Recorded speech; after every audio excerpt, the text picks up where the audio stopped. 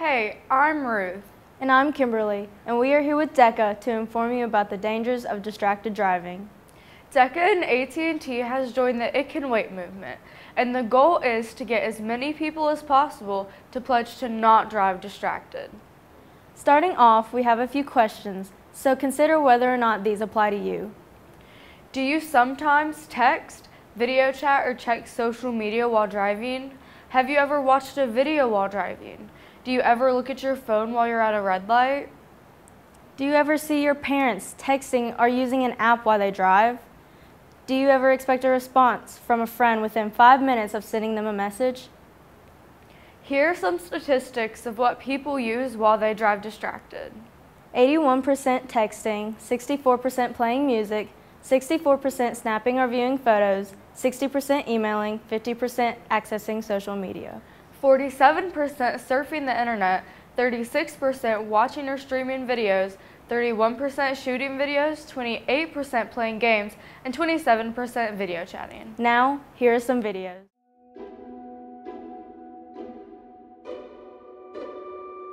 Well, take me back to that day if you could.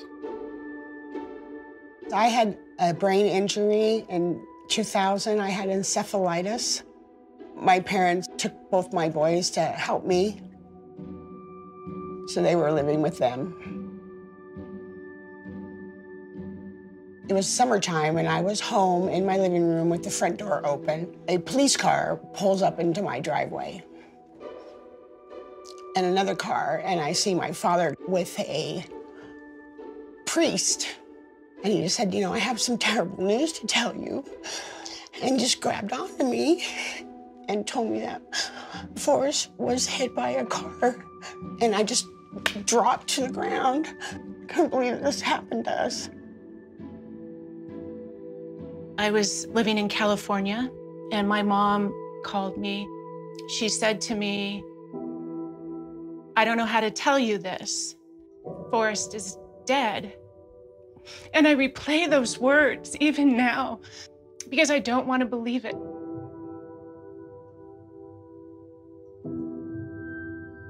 Someone who's 16 hasn't even lived maybe a fourth of his life. In a split second, he's gone. Why? Because someone was driving and not paying attention.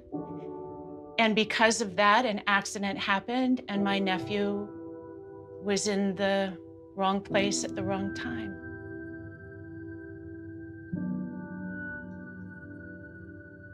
Forrest and his best friend Buck were just riding to Buck's house to pick up some stuff so Buck could spend the night.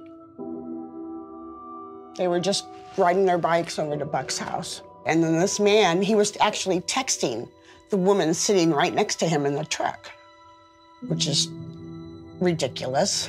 He was gonna hit a car in front of him, and when he slammed on the brakes, the trailer went around and hit my son and projecting him into a lava rock wall, killing him instantly. Why was he riding his bike at that time? Why was the man texting? Why my nephew? Why my family? And so we all walked around probably empty for years. Some dealt with their grief a little better than others, but we're not the same. Because now there's an empty room. There's an empty place at the table. It's an everyday reminder of what's not there. Yeah.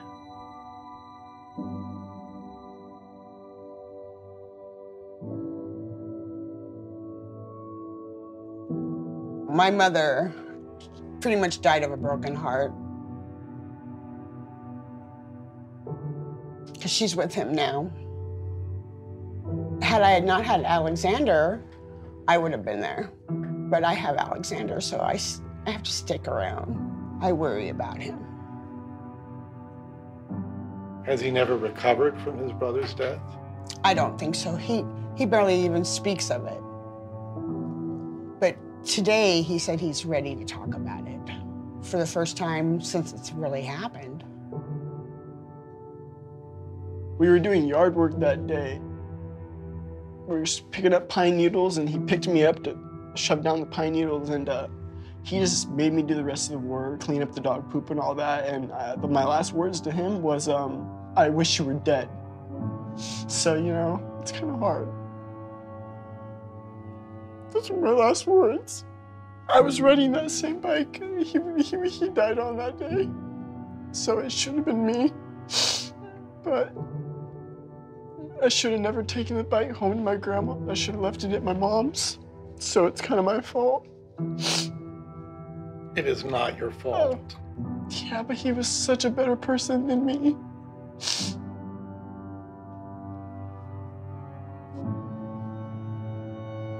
I don't blame myself, but it should have been me.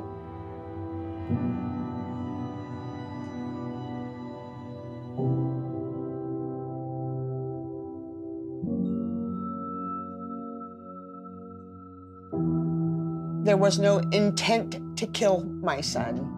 It was, you know, an accident. Which, you know, it was. But still, 28 months for a life? Really? That's ridiculous.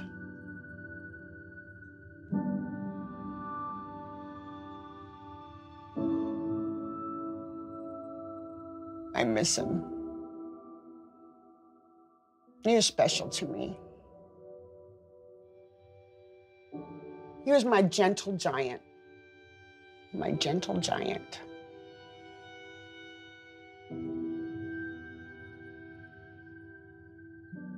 I have become so aware of drivers using their phones, and it angers me.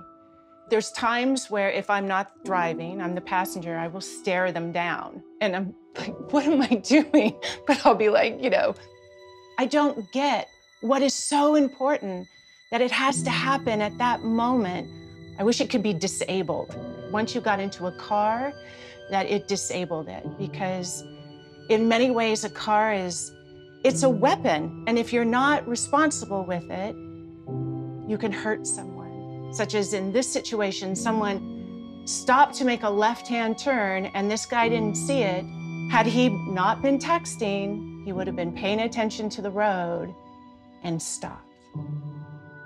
If you could send a message to your brother, what would it be? Just show me some guidance. I don't really know where to go from here. I miss him, but I don't miss him, and that's what's killing me. I'm forgetting his death anniversary, his birthdays, and I don't know if that's just part of moving on, but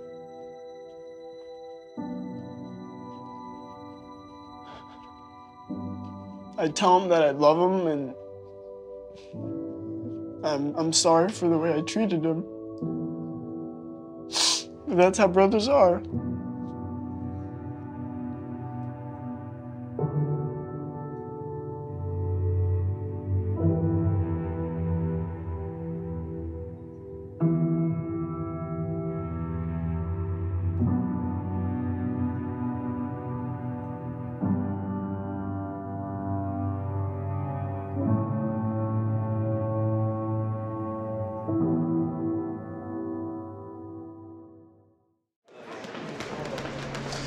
So as a story, I just confess that I text and drive.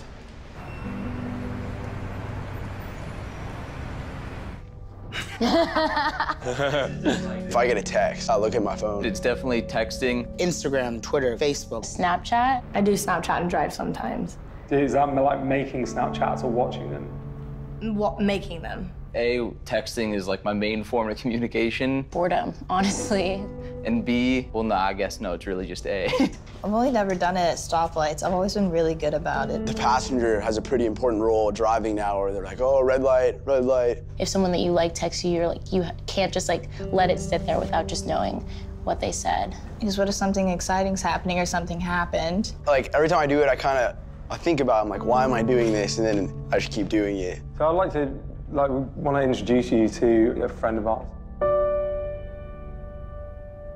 My name's JC. Hi, Alexis. Hi, Dash. Justin, nice to meet you. Good to meet you. I just really quickly want to have a chat, tell you what happened to me. When I was 21 years old, driving home from my college graduation ceremony, driver on his phone was so distracted, he turned left into the intersection at a red light. Another car, an 18-wheeler, swerved to miss him and hit my family's car. And the resulting collision actually killed both of my parents.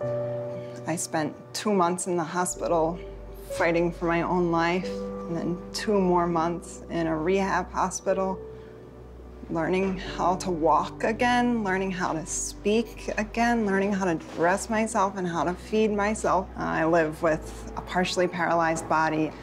I didn't have my daddy to walk me down the aisle when I got married.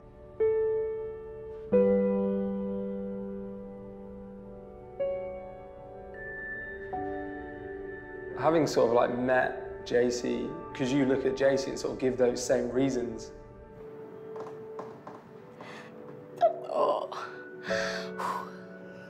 Usually I use my phone to change a song on.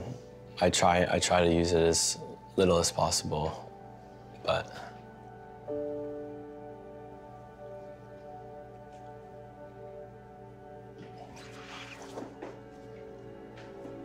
I'm not gonna look at my phone ever again. Honestly, if I have been sitting at a red light, I'll like glance down to see if my mom's texting me, but the people's lives that are impacted from something that is so stupid.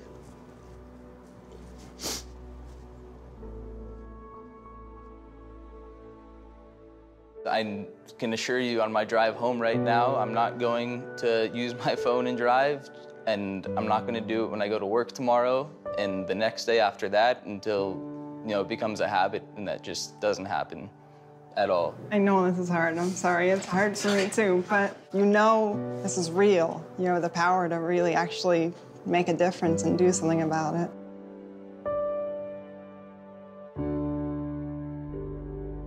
Thank you.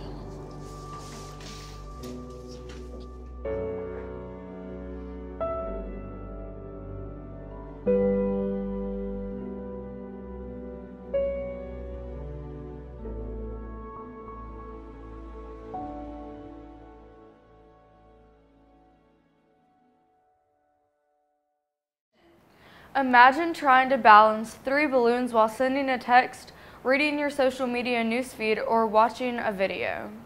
Or imagine trying to navigate an obstacle course while texting or searching for something on the internet.